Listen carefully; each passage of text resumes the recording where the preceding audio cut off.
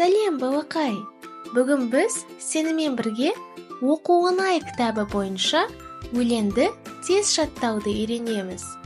Өлеңнің авторы Ахмет Байтұрсынұлы. Өлеңнің тақырыбы оқуға шақыру. Ал ендеше бастайық. Балалар, оқуға бар. Жатпа қарап.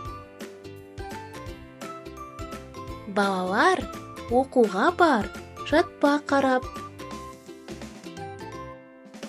Жуынып, киініңдер. Шапшаңырақ. Жуынып, киініңдер. Шапшаңырақ.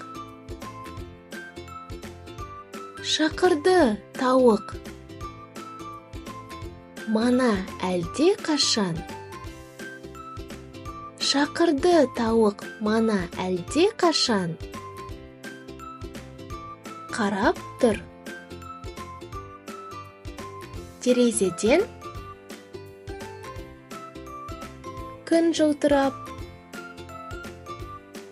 Қарап тұр. Терезеден күн жылтырап. Балалар, оқуға бар. Жатпа қарап. Жуынып, киініңдер. Шапшаңырақ. Шақырды тауық мана әлде қашан. Қарап тұр. Терезеден күн жылтырап.